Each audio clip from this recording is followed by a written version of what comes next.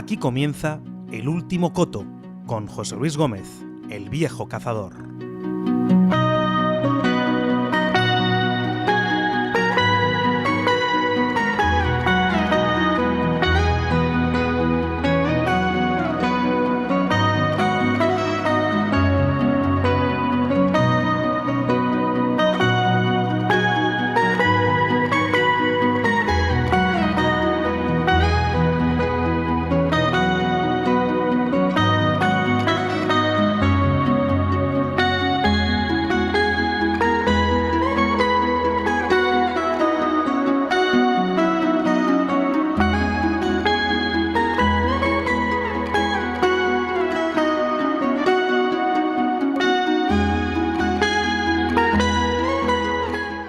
Muy buenas, amigas y amigos del Último Coto. Un día más con ustedes. Para empezar el año, felicitarles, mejor dicho, felicitarles el año a todos y que tengamos un año, pues bueno, sereno y tranquilo.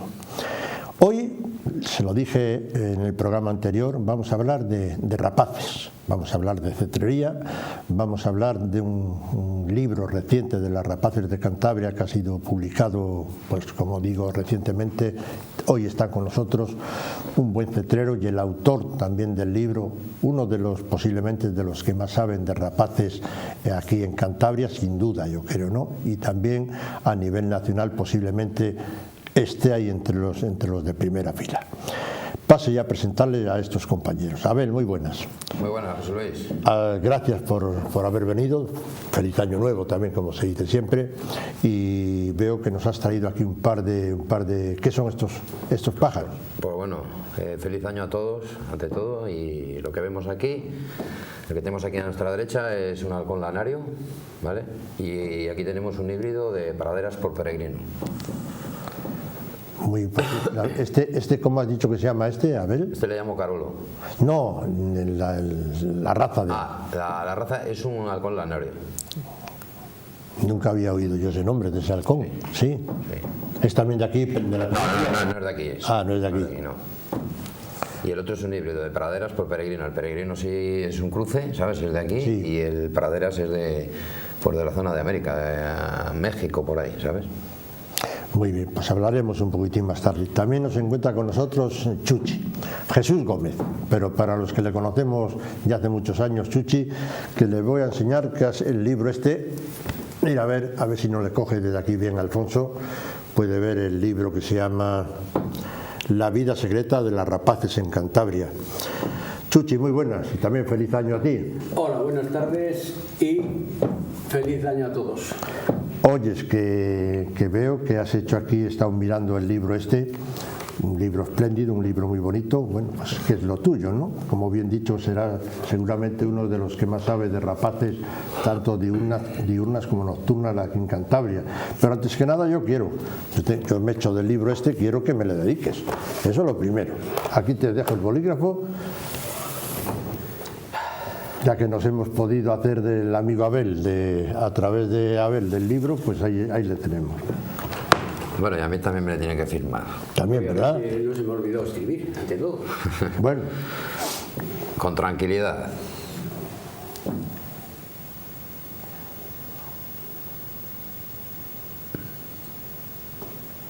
Mientras está escribiendo Chuchi, Abel, estábamos hablando fuera de cámara que te marchas para México ahora, ¿no? Sí, marcho en breve, sí, el día 15 me marcho. Como estuvimos en otro programa comentando, tengo ahí negocios que mando los pájaros para allá, ¿sabes? He mandado halcones y azores. Y ahora marcho a ver a mis clientes y hay un evento de cetrería que me han invitado y voy allí a visitarlos. Pues fabuloso. Estarás con el muchacho aquel que estuvimos haciendo. Camilo. ¿Ramiro se llamaba? Camilo. Pues nada, dale recuerdos de nuestra parte, de aquí del programa de Vegavisión, El Último Coto. Sí, eso está hecho. O sea, ¿cuántos días vas a estar? A ver. Pues voy a estar 15 días. Y todo el tema es el tema de aves rapaces, ¿no? De cetrería, todo lo que se desenvuelve en la cetrería, ¿verdad? Sí, porque estamos allí, pues bueno, tengo allí un pequeño negocio con el Camilo, y estamos allí, tenemos una cuarentena para recibir los pájaros y estamos viendo a ver si encontramos alguna finca, ¿sabes?, para preparar nosotros nuestro criadero allí y cuarentena para recibir pájaros. Y luego, aparte, como te he dicho, hay un campeonato de cetrería. ¿Ah, sí? Sí, hay bastante. Allí ahora se está poniendo de moda. Cuando nosotros aquí llevamos años, ellos están empezando con campeonatos de cetrería. Y iremos a verlo ahí y ya de paso, pues oye, como te he dicho, a ver a viejos amigos que tengo allí y a visitarles. Oyes, el otro día hablando de la cetrería, pues yo creo que hasta 4 páginas en el periódico, hablando de los árabes, bueno, eso es un mundo, yo me he quedado alucinado. Hospitales especiales, o sea, hospitales como para personas. Mejor. O mejor. Mejor. Bueno, vamos, el dinero que movía esto, sobre todo en Arabia Saudí, ¿no? Sí. Gracias, Jesús. Pues ya coge y aprovecha, anda, pónsele a ver. También. Sí, allí, José Luis, lo que estaba diciendo, en Alemania, ¿sabes?, era una de las que más suministraba halcones a Dubái. Lo que pasa es que, bueno, con el tiempo han prohibido allí híbridos y ahora el boom está aquí en España, ¿sabes? Y lo que dices tú, hay jeques que tienen mudas como la Plaza Toros de Santander con aire acondicionado, gente que igual se gasta 300 millones de pesetas, el jeque. Sí. Y no es para él, ¿sabes? Es para regalar al uno al otro y tal. Ahora hay un campeonato de velocidad, porque la uvara estuvieron cazándola mucho y ha bajado la población. Entonces han preparado unos centros de crías de uvara y lo están repoblando. Y de momento está frenado el tema de la caza. Y lo que están haciendo es pues el campeonato de velocidad. Bueno, pero creo que aquello no he estado, pero creo que es... Pues igual tienen 200, 300 metros o 400 metros de recorrido, ¿sabes? Unas pantallas enormes, unas gradas, bueno, que creo que es para alucinar del nivel que hay, claro. Hospitales, los hospitales que tengo mejor que los que puedes ver. Es porque los árabes fueron los primeros, ¿no?, que introdujeron la cetrería en el mundo. Se habla también de los mongoles y por ahí, ¿no? Se habla que se descubrió en China, ¿sabes? En China también, ¿no? Sí. Y bueno, y en Emiratos Árabes el deporte nacional es la cetrería. Es la cetrería, sí. La cetrería. Bueno, pues no, es un deporte como otro cualquiera, otra forma de cazar, pero en vez de cazar con un arma, pues bueno, un arma también son estos pájaros y bastantes buenos, ¿no? Buenas armas, ¿no? Ahí tienes, a ver. Bueno, pues vamos con Chuchi. Chuchi, ¿cómo te dio por meterte ahora a hacer un libro sobre las rapaces? Bueno, ¿Qué te movió a hacer esto? Todo viene de hace unos años cuando se hicieron varias cosas en el páramo de la Lora, entre ellas la repoblación de conejos para recuperar el hábitat de la isla real. Aparte de eso, pues hicieron unos cuantos censos, pues entre el 2004 y el 2009 se hicieron censos de rapaces rupícolas, de rapaces forestales. Entonces la que era directora de la fauna silvestre, pues me dijo que tenía que escribir algo porque no había nada en Cantabria de ese libro. Haría un poco de historia, de cómo habían evolucionado los rapaces y toda esa historia, y bueno, pues empecé a hacer algo. Ella después dejó la consejería de ganadería, o sea, la dirección de montes, y pasó a la Consejería de Cultura en el Museo de la Naturaleza de Carrejo, en la que es su directora, y yo pensé que ya lo del libro se iba a olvidar al cambiar de consejería, pero no, siguió adelante, que lo tenía que hacer, fui escribiendo hasta que se terminó, se lo entregué y bueno, yo pensé que se iba a quedar así, pero que no se quedó así, que dijo que para adelante y hasta que se concluyó el tema y bueno, que me dicen que el libro ya se publica. Entonces, Antonio Vázquez Argüell es un gran fotógrafo de la naturaleza, es asturiano, yo lo conocía ya desde los años 90, tuvo bien el cedernos todas estas magníficas fotografías que ilustran este libro de forma altruista, es decir, sin cobrar ni un duro por ellas.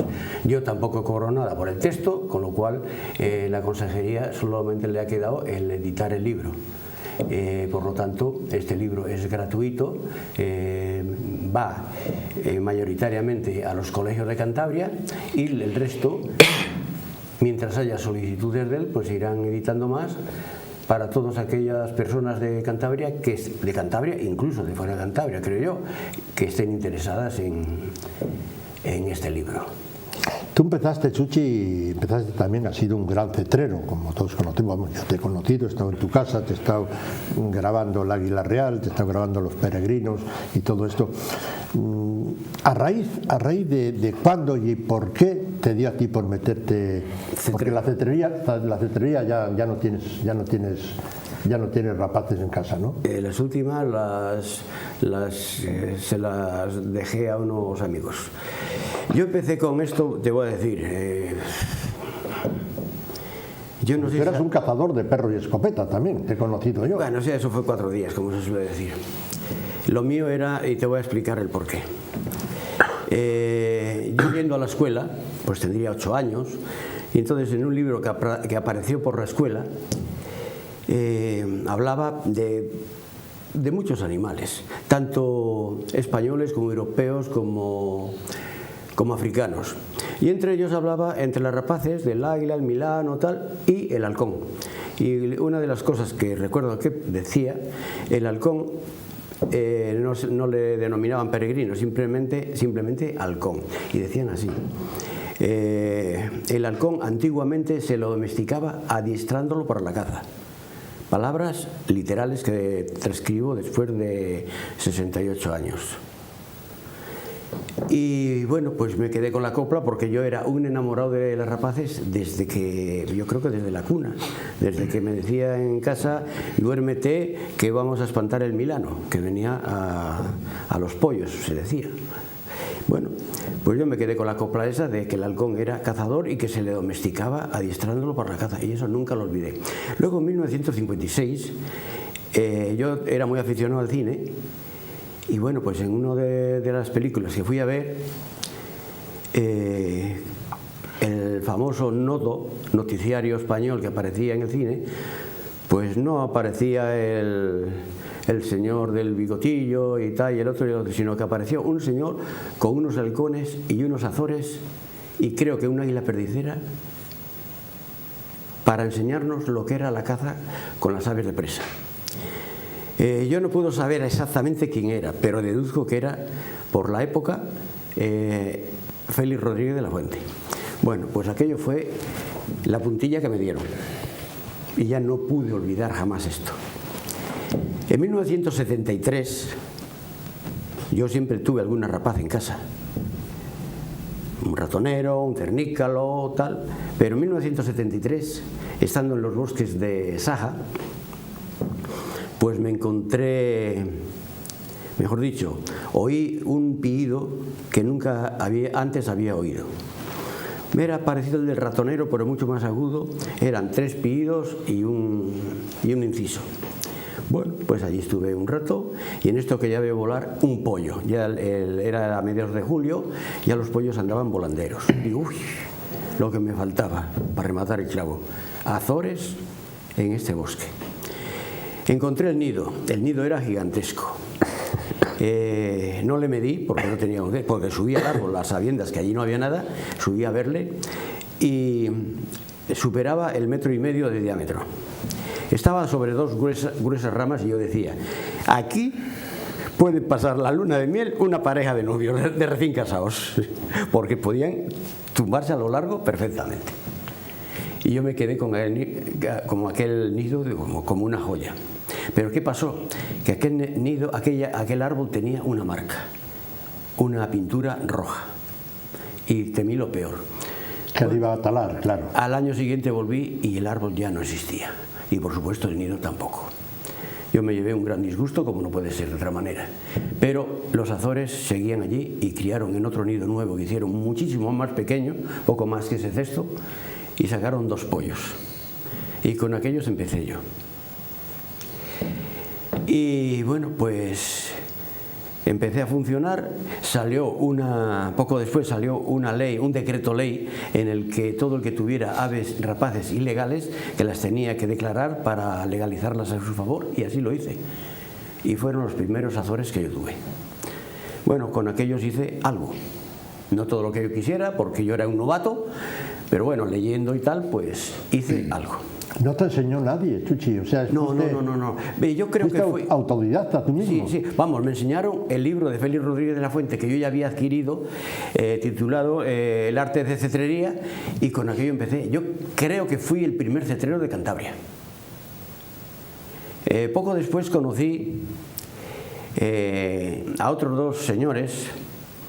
Eran médicos, el uno vivía en Valladolid, que descendía de aquí, de Torrelavega, Chus Callejo, y el otro era canario, que trabajaba como médico aquí en el ambulatorio, Leonardo Alonso Vega. Y bueno, pues con él empecé por aquí a ir para acá y para allá, pero yo para eso ya llevaba como 2 o 3 años como cetrero, ya cazaba por ahí urracas, pollas de agua y lo que pescaba. Muy poco, porque con estos pájaros se caza muy poco, pero te lo pasas muy bien. Porque si no caza, le llamas a la mano, viene a la mano, vuelve, va, viene, y ya eso es un disfrute. No tiene nada que ver con las armas de fuego, eso es en absoluto. Bueno, pues a raíz de eso, de tener yo aquellos Azores, pues ya empecé a conocer más gente, a cambiar impresiones, cada uno pues te contaba cómo lo hacía él, tal. Íbamos muchas veces a Castilla, concretamente a Palencia o a Valladolid, incluso a Zamora, a cazar conejos con aquella hembra de azor que yo tenía, y así me pasé bastante tiempo hasta que un buen día, por ciertas razones, me quedé sin ella. Cazó un gato, le transmitió una infección, más que una infección podríamos decir de una septicemia, y de aquello dejé de tener el pájaro. Tuve otro que provenía de Montes Claros. Con aquella cacé, era una auténtica máquina cazando conejos. Cada vez, de las pocas veces que podíamos subir, porque no siempre alguien estaba dispuesto a cederte su coto para que tú cazaras, pero bueno, iba y cazaba 5, 6 o 7 conejos en aquella jornada y para casa.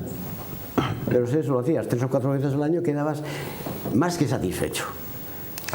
Y desde entonces empezaste a conocer gente y más gente y más gente. Yo puedo decir, así lo describo en el libro, que aquel día de mediados de julio de 1973 yo digo que cambió mi vida. Cambió mi vida por una razón, porque me dediqué a la cetrería por un lado, que conocí muchísima gente de toda España, pero aparte de eso es que me dediqué al estudio de las rapaces en profundidad. Ya no era lo que yo hacía de niño, de ir a ver los nidos y estar allí, como por ejemplo describo yo en el roble aquel subido cuando yo tenía 8 o 9 años, 10 como mucho, allí camuflado entre las ramas a ver cuando el cernica lo iba con una paloma, con un pollo, con no sé qué. Solamente llevaba lagartijas, ratones, muchos, y presas así muy pequeñitas. Entonces yo ya me dediqué a estudiar más a fondo, a tomar apuntes, aparte de lo que apuntaba en el disco duro de mi cerebro, el disco biológico, como yo digo, apuntaba ya en la libreta de campo, pues fechas, tal, y no sé qué, no sé cuánto. Bueno, ese fue el tema ya de llegar al libro. ¿Por qué esta chica me mandó o me inspiró para que escribiera este libro? Pues lo voy a decir por qué. Yo conocía un nido de águila perdicera que hoy está en declive, que quedan muy pocas, en el Cañón del Ebro. Y ella, como funcionaria de la Consejería de la Dirección de Montes, tenía que ir a una reunión a Burgos a hablar del águila perdicera y a ver qué medidas podían tomar sobre ella, para que no siguiera cayendo drásticamente como estaba. Bueno, pues allí estuve como 3 horas en su despacho de todo lo que yo sabía del águila perdicera, porque yo la había seguido pues varios años, cómo cazaba, cómo hacía el nido, cómo alimentaba los pollos, o sea, todo el proceso biológico de reproducción del águila perdicera. Bueno, pues llegó el día de que tuvo que ir a la reunión aquella y vino lo primero que me dijo: Chuchi, yo no sabía nada de perdicera Y con los folios que llevaba escritos, dice, yo era la que más sabía allí, con diferencia de todos los que estábamos en la reunión aquella. Y desde entonces, Marta, si hay algo de rapaces, no piensa en nadie más que uno de Caranceja, que se llama Jesús Gómez Puente y que le conocen en toda España como Chuchi para los amigos. Muy bien, pues ya veis, amigas y amigos del Último Coto, esta es un poquitín la introducción de lo que ha sido un poco la vida de Chuchi. Yo ya la conocía también bastante, ¿no? Después nos seguirá hablando pues de las diferentes especies, bueno, pues cómo está la población de diferentes especies rapaces, pero vamos a preguntarle a Abel también. Tú, Abel, ¿cuándo conociste a Chuchi? Porque según él dice que es uno de los primeros, posiblemente el primer cetrero que hubo aquí. Pues sí, y es de admirar, buena gente, ¿sabes? Yo le conocí, pues voy a hacer unos cálculos. Yo llevo en la cetrería desde el 2001, por ahí, ¿sabes? Y fue cuando conocí a alguno de Chuchi, ¿sabes?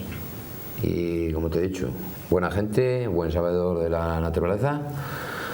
Él empezó primero que, por ejemplo, que yo, que me saca unos cuantos años, ¿sabes? Y la verdad que siempre, como digo yo, gente como Chuchi, Marcelino, gente que está en Pedro, gente así que son, como digo yo, nosotros hemos sido los alumnos de ellos. Claro. Gente que se merece el respeto, ¿sabes? Solamente por los años que llevan de cetrería. ¿Qué te iba a decir? ¿Tú cómo empezaste también a la primera vez cómo te hiciste tú del primer animal de esto, la primera rapaz que tuviste en tu propiedad? ¿Cómo fue eso?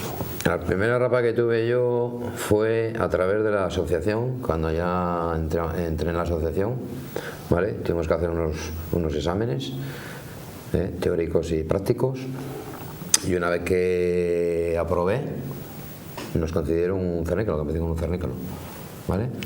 Y luego al año que le tenías que volver otra vez a hacerte otro examen teórico y práctico, ¿sabes? Y de ahí conseguí volar mi primer halcón, ¿sabes? O sea que el primer animalillo de esto fue el cernícalo. Tuve un cernícalo, sí. El cernícalo se usa menos en cetrería, ¿no, Chuchi? Bueno, el cernícalo es un ave de rapiña, una rapaz que es muy pequeñita. La prensa que tiene en las patas es muy... Sus manos son pequeñas, Eso están adaptadas para lo que son, para coger crías de gorrión, para coger ratones, que esos comen muchísimo. Aquel nido que yo comentaba, yo tenía 8, 9, 10 años, aquella repisa donde estaba instalado el nido con 5 pollos, estaba materialmente cubierta de pelo de ratón.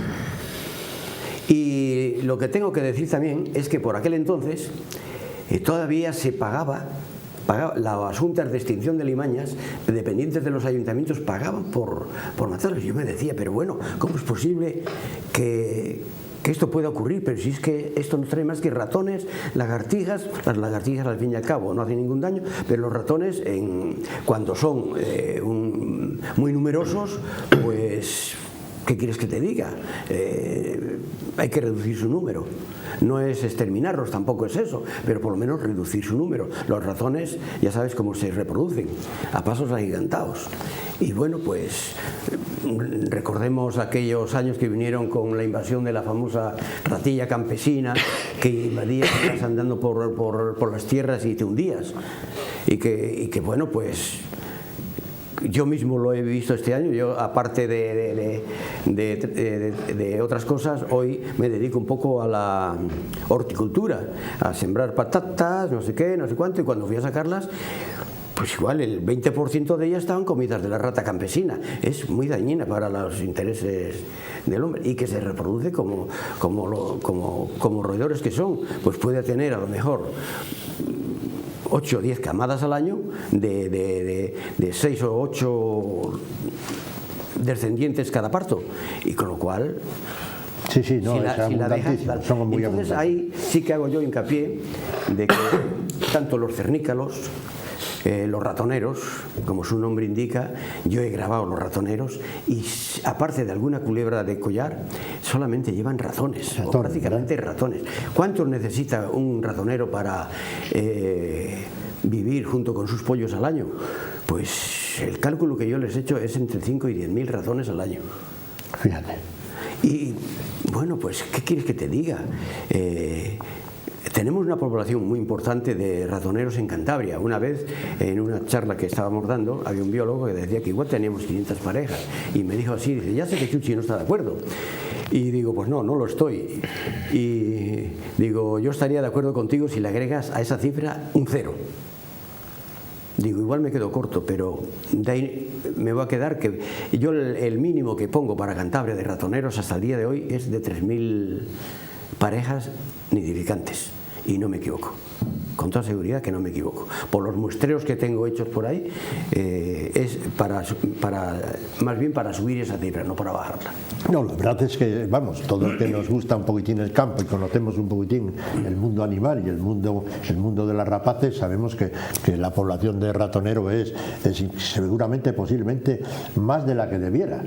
Pues muchas veces yo digo que el que haya una población muy numerosa va en detrimento de otros competidores, como por ejemplo el cárabo común, que yo he visto que ha bajado bastante su población. Sí. ¿Por qué ha bajado su población? Pues porque, por ejemplo, el alimento disponible que hay tiene un límite. Cuanto más haya de una determinada especie, menos hay de otra. Claro. Y yo preferiría que estuviese las poblaciones un poco más equilibradas. Eso es. Luego hay otra cosa, por ejemplo, el ratonero, como decía antes, también come bastantes culebras.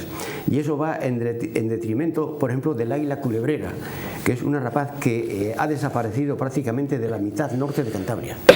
¿Por qué? Pues con la venida del eucalipto, que es el desierto verde que yo le llamo, porque un eucaliptal nunca hay nada de nada. O sea, puede servir de encame a un zorro, a un corzo, incluso a una sorda, pero ahí no comen porque no hay nada que comer. Pues también ha sufrido los efectos de la competición. ¿Por qué ahora mismo la tenemos en zonas más vírgenes, como puede ser Liébana, puede ser Valderredible, sobre todo en Liébana, donde sigue siendo frecuente?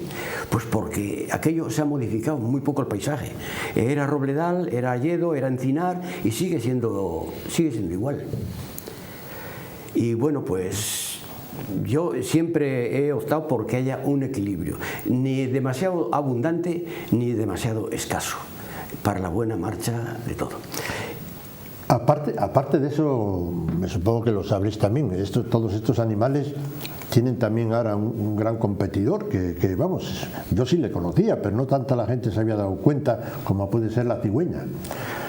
La cigüeña, hoy hay una población más que suficiente, yo creo, aquí, sobre todo en la zona sur de Cantabria, ¿no? Bueno, la cigüeña, hay que ver lo que come también en los campos. La cigüeña y la garcilla boyera. No, y la garcilla boyera también, sí, pero sobre todo la cigüeña. La cigüeña vamos a decir, como yo conocí a la cigüeña hace muchos años, cuando era un adolescente casi. Entonces Cantabria disponía de unas 100 y pico parejas. Empezó a disminuir drásticamente hasta quedar en los años 80 en 26 parejas. Todo el mundo pensaba, y además que eso ocurrió también en toda España, pero aquí en Cantabria todo el mundo decía, aquí desaparece, aquí desaparece, aquí desaparece. Pues lo mismo que bajó, empezó a subir y hoy volvemos a tener pues 100 y muchas parejas, porque solamente en la colonia de Bustamante tenemos igual 50 parejas, no las he contado, pero un día me puse a contarlas y cuando iba por el número 25 dejé de contar. Colonia de Bustamante, dices tú, la que está al lado del pantano del Ebro. ¿En Villascusa? No, esa es otra. Esa es otra. La colonia de Bustamante está de Reynosa al restaurante El Carloto, sí. Todo el mundo conoce el de nombre porque todo el mundo le conoce, antes de llegar a la derecha. A la derecha. A la derecha. Sí, está sí. muy pegado al pantano del Ebro. Y ya digo, es una colonia preciosa porque además es como una especie de ligera hondanada que hace como un plato y es un robledal y claro, desde te pones un poquitín en alto que no hace falta subir gran cosa y ves que todos los nidos allí, que son gigantescos, pues casi como esta mesa, y lo digo porque algunas veces he estado en ellos anillando pollos de cigüeña y te subes por aquí, no alcanzas al centro y te tienes que dar la vuelta y yo qué sé. No, y la que está en Villa Escusa también, ahí yo he llegado a contar también más de, pues aproximadamente suele haber ahí entre 50 y 60 nidos también, ¿eh? Bueno, esa hace unos cuantos años, pues en los 90, alguien dio la voz de que las cigüeñas llegaban allí en el mes de febrero y no podían anidar porque los árboles, aquellos, los chopos, estaban tan cerrados que no podían entrar a instalar su nido. Entonces, voy a nombrarlos porque creo que fue Óscar Tejedor y Julián Muñoz de Mazcuerras, Cos, bueno, es natural de Mazcuerras pero vive en Cos, y yo subimos y creo que fue Telefónica las que nos instaló allí los postes para poner unas plataformas y le pusimos una plataforma de hierro bien tapizada con brezo. Llegaron las cigüeñas y empezaron a hacer nido y criaron, y a partir de entonces la población no ha dejado de subir y ya empezaron también, yo no sé si la gente del pueblo, a abrir un poco los árboles aquellos. Sí, vamos a podar algo los árboles. Han empezado a hacerlo y se ha poblado aquello de parejas de cigüeñas. También hay en Reynosilla, en Solares, en Santillana, y bueno, pues podemos decir que ahora Cantabria tiene una población más que importante de cigüeñas. Pero ¿qué es lo que hablábamos? Que la cigüeña también compite, Abel, en la alimentación con todos son animales, competidores. Lo que pasa es que hay, si la cigüeña baja, el ratonero sube. Claro. Si el ratonero, si la cigüeña sube, el ratonero baja. Yo no sé si habrá bajado o no el ratonero, pero yo les conocí hace ya muchos años, la población subió drásticamente. Te voy a decir por qué. Porque en los años 70 hubo un cambio radical en Cantabria en cuanto al paisaje. ¿Qué pasó? Que con la revolución industrial, pues se empezaron a dejar los prados, las tierras de labor, y todo eso se fueron repoblando de eucaliptos o simplemente robles de generación natural. Entonces, lo que Cantabria entonces podía ser un 10, un 15, un 20% como mucho de arbolado, hoy supera el 60%. Claro, todo eso hay rapaces que lo vieron como positivo y subieron, como los azores y los gavilanes, y otras que bajaron, como puede ser el aguilucho pálido, el aguilucho cenizo y sobre todo el águila culebrera. Que bueno, al verse privadas de las tierras abiertas donde cazar, pues han tenido que migrar a otra parte. Bien, pues vamos a acabar la primera parte. Queridas amigas, queridos amigos, pues estas son las explicaciones. Abel está un poquitín a la escucha un poco, ¿no? Porque Chuchi, ya ves, todas las explicaciones que nos da una persona que sabe de esto, pues la verdad da gusto escucharle, ¿no? No se vayan, en un momento estamos con ustedes.